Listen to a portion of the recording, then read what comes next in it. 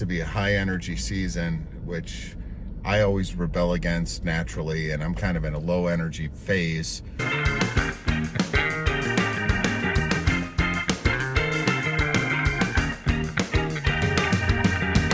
Hello, we hope you guys had a wonderful Christmas. You're gonna see this on the 26th, so we are in the come down phase, right? We're the first day of Hanukkah here today. We're kind of making all kinds of plans to go into the Christmas, and it tends to be a high energy season, which I always rebel against naturally, and I'm kind of in a low energy phase of my holiday season. It's -1 outside, and it's cold. Yeah, and I'm trying to do my best to be like, yeah, we're going into Christmas. You know what? Not from a personal standpoint, it just seems like it's always a lot of work after Christmas, a lot of cleanup, fretting, getting back to the grind. You know what I should have brought you for this is I should have brought you a candy bar. We would have fixed that that. Maybe, but I've been doing pretty good on sugar. You have. You've been doing I had a candy better. bar a few days ago, and it screwed up my guts.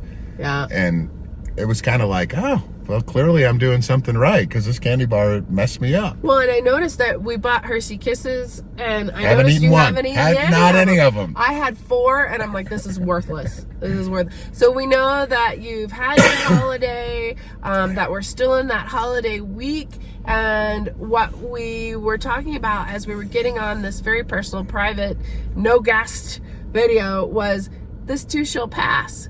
So whether you came into this going, oh gosh, is this going to be over soon? Or, woohoo, I get to see all my family and have great joy. Either way.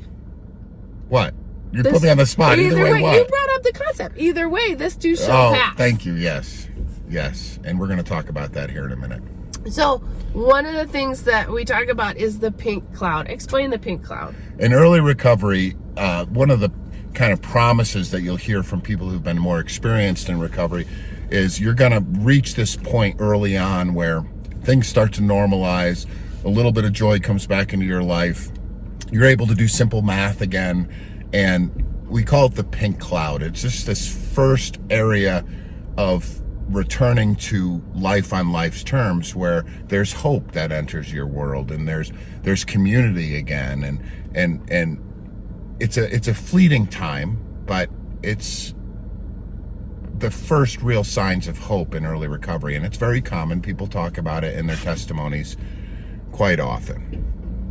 And as we're going to talk a little bit more about the holiday, what we do is our holiday celebration, and make one suggestion, because we want you to simplify too. That has been really precious to us in simplifying. All right, we will look forward to seeing you next week. But please grab this video and subscribe. We really need your subscriptions, because as we do this, we can make more videos. As we have more subscribers, we get a bigger reach. And it really is our heart to help other couples, other people who are dealing with both loved ones who need sobriety and what that looks like for them, and people who themselves need sobriety. One of my big ones is food, and walking through this holiday season, I have been better than I ever have been, but that's practicing the principles of the 12 steps, practicing the biblical principles that come along with that, and making sure that I have connection and community, which is what we're doing with this podcast / YouTube, is providing connection and community. So be sure and subscribe. We love comments. We're happy to answer those, but there should be a bell coming up somewhere over here or over there. And then if you had a Christmas where it's like 2 teams butting heads, listen to some of the other sobriety podcasts that we have on how to do good self-care. So we'll see you in the new year. As a youth, I guess I remembered toys to play with and friends to visit, play with their toys. But I don't know, Christmas was a difficult time for me, I suppose. Not a tragedy, but the anticipation leading up to it, and then the climax, and then the slow decline afterward.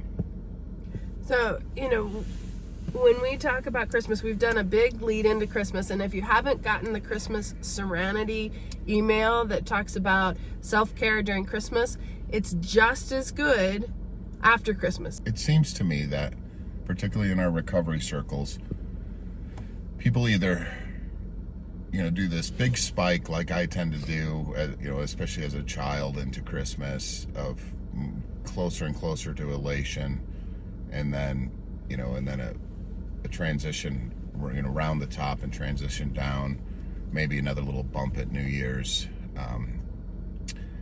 But other people kind of, I think, do the opposite, where they move into the holidays and it's a depressing time of loneliness and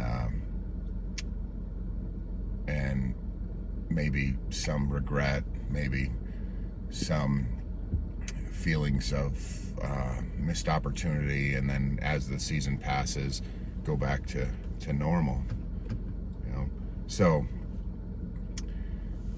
I can relate that to early recovery. In recovery we talk about sometime as you begin the process and become part of the community and have some rationality returned to you now that the chemical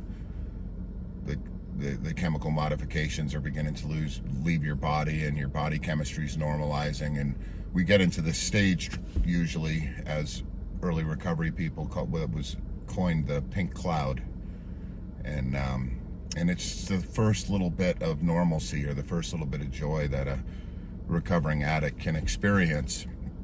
And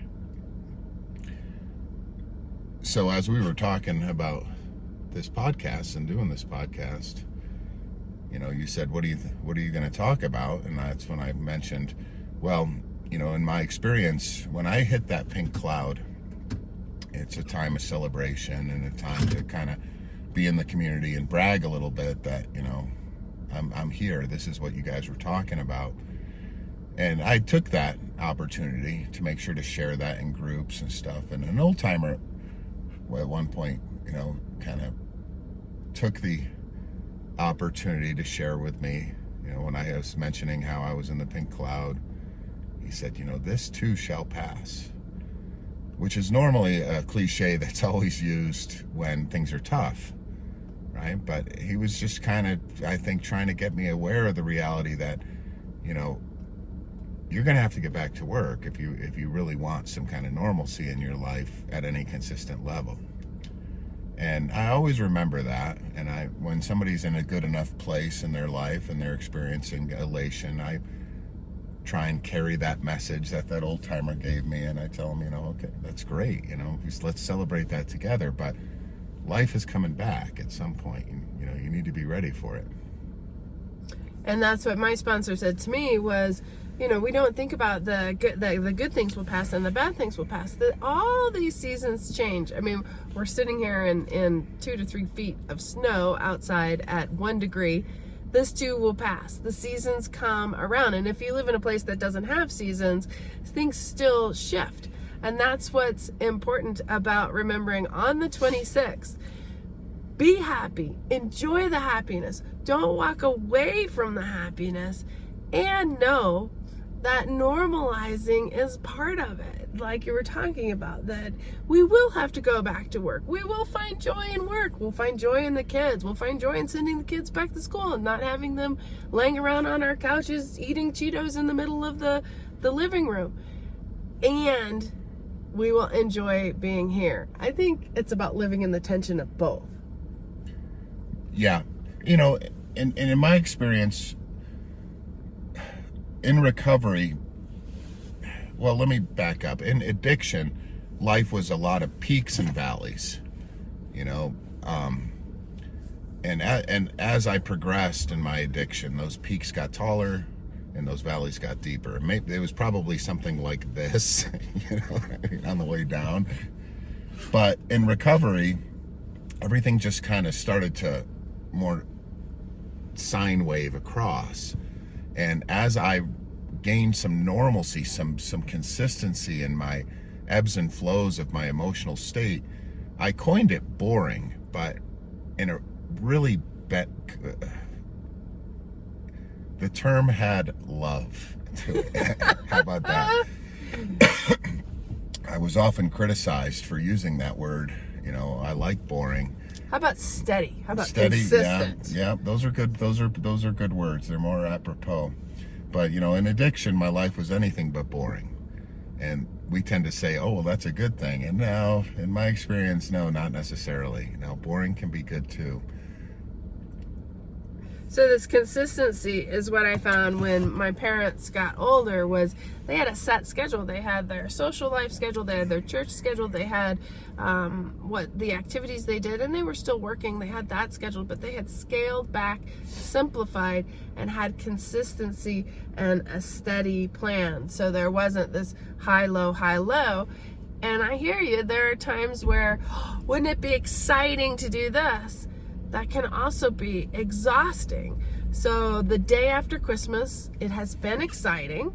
We've had a good time. We have celebrated and enjoyed other people.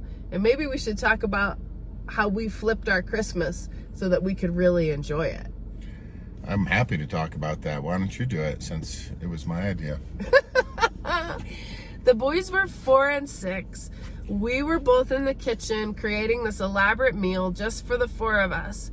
And at some point, we were trying to call the boys in from playing with their presents, watching their movies, doing those types of things, to come and sit down and have dinner. And it hit you that, why are we doing all this? It doesn't make us happy.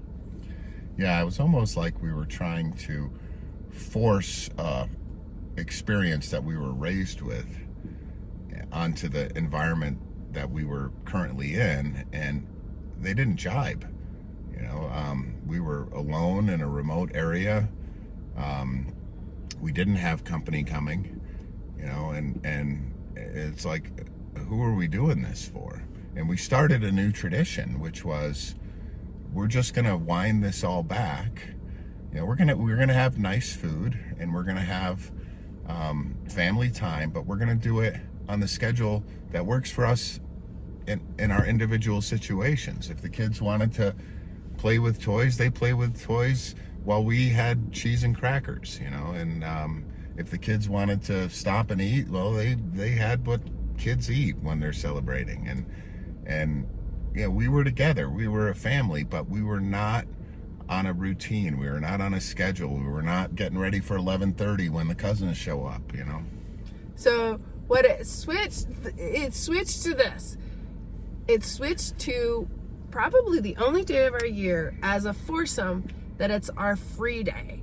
And we do have some routines. We get up and we read the Bible story, and we do Advent at some point during the day, and we do open presents. Other than that, we don't get out of our jammies. We really don't call people. We don't go to other people's houses. We typically don't have people over to our house. If you invited us over, we would say, "Oh, we love you and we love to spend time with you. We'd be happy to be there on the 26th or the 24th.